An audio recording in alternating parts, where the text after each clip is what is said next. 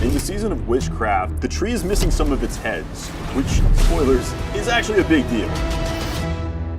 Someone has stolen heads from the Tree of Whispers, and it is the Wanderer's role to discover the mystery behind who is taking the heads and to what end. As you progress through the storyline, you work with the Coven, and in exchange for your help, they will give you their own powers, and then you can utilize these powers in Season of Witchcraft. If you're not familiar, the Tree of Whispers is this ancient tree with heads. You can come and ask for favors from the tree itself, but it will ask for something in return. Notoriously, no one has been able to get out of their deal with the Tree of Whispers, until now.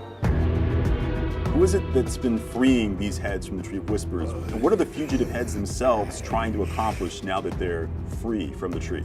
And these stolen heads are scattered all around Sanctuary, causing chaos and spreading strange rot, taking over the bodies of the living. Head rotten are what happens when a head from the Tree of Whispers attempts to graft itself onto an already living creature to reclaim that life. They retain some of the tree's power. Brambles and roots grow along the inside of these creatures, bursting out and causing them to essentially have a head detach. And they don't mind sacrificing their living victims in their pursuit to live again.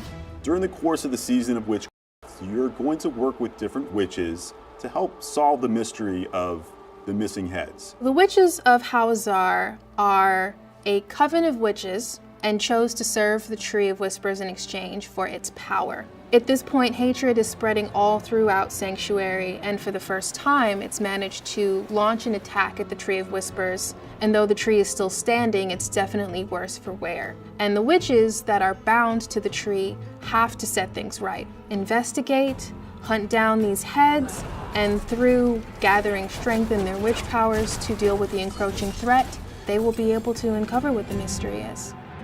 In exchange for your help, the witches are offering you their witch powers. And this season, you're going to be able to tap into 3 major categories of witchcraft power. Una has eldritch powers, which are tied to the cycle of life and death. Eldritch powers are the witch's form of dealing damage directly to enemies in the form of fire damage, burning damage, shadow damage. Galena has power over psyche, which is illusion and seeing the unseen. Powers of the mind, will, and soul, and they're the ones that protect you in battle. Growth and decay powers are powers of the swamp. Caden deals with the body, disease and poultices, familiars. They're the ones that decay your enemies and heal you in battle. So you might be going for a fire sorceress, for example, and decide that you want to have ancient mystical frogs helping you in some way. These are going to be things that you're going to play with to get new levels of power and unique builds that really are special to just this season. Every class can use every power for every build. There is also lost witchcraft power that can be found while you're adventuring. This is a special witchcraft powers that exist outside the purview of traditional witchcraft powers. So as players progress through the storyline and they complete Whispers, they will earn a seasonal currency. This seasonal currency is used to, 1, purchase witch powers, and also upgrade your witchcraft powers. An example of an eldritch power would be a new power, Doom Orb, an ominous orb of pure eldritch energy that circles you and burns enemies with fire damage. Doom Orb gets stronger as you slay enemies and will eventually explode. Doom Orb will also launch itself at enemies if no enemies are near you. So we do have some returning fan favorites coming back in Season of Witchcraft. Players who are fans of our franchise will remember some of these powers are from Diablo 3, specifically the Witch Doctor. Fire Bats is returning from Diablo 3. Those who have played the Witch Doctor also remember the Hex skill, the Toad of Hugeness. However, it's been reimagined for Diablo 4 and Season of Witchcraft. This is the Poison Frog Servant. I just think it's adorable, and I want to have a murderous pet frog follow me through Sanctuary. Of all the witchcraft powers, something tells me that players are probably going to be the most excited about Piranha. It's effectively a whirlwind of water and chomping piranhas that will just shred your enemies to pieces. And yes, it does pull enemies towards it.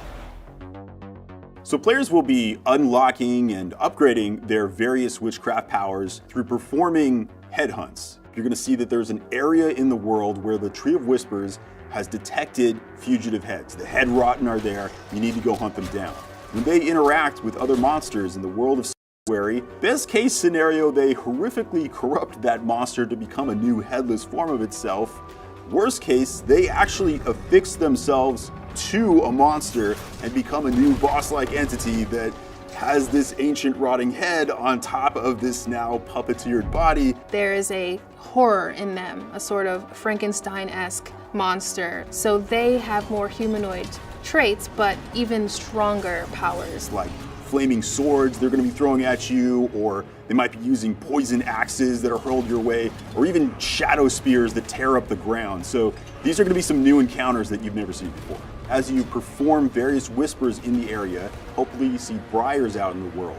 These are going to indicate that there's a head rotten there. If you manage to successfully take down one of the head rotten and claim a fugitive head, this can be returned to the witches at the Tree of Whispers, and you're going to get special seasonal Soctables as a reward. On top of that, there will be some new whispers out there. You might have a chance to help a bewitched frog, or there might be a lost wisp that needs to find its way home. As you engage in these whispers, you're going to get reputation with the witches, as well as seasonal currency that you can use to unlock and upgrade your witch powers. So we've seen a lot of great feedback from our players on what are the various features that they most want to see in Diablo 4 to make our game even better. One that's come up quite a few times is an armory. When you save a build in the armory, it's going to take a snapshot of everything currently on your character. Skill tree, paragon boards, your glyphs on those boards, and all of your gear. Players will be able to access the armory UI from any major city. You're going to be able to pursue multiple different builds on one class at the same time. This can be pretty cool when leveling up, but it's especially fun once you get into the end game. At that point, whenever you find a cool item that, oh man, this is really strong, but not for the build I'm running right now, oh, but you can still use it. You can still save out separate sets and try to pursue getting really powerful setups of very different versions of your class at the same time. I am excited of what it could feel like to constantly be swapping between these different builds and seeing which one is the most powerful. I'm excited for people to just immerse themselves in the season. Me personally, I'm very likely going to be running a companion druid build with the grow power to have a giant werewolf army. Hell yes. We have a quest line that is different and emotionally gut-wrenching. New witch powers, fugitive heads, new whispers. Really interesting bosses that have unique attack patterns. Uniques, legendaries, and new runes for Vessel of Hatred players. There's a lot to try out here, some builds that have never been present before. I'm excited to see what players do with it.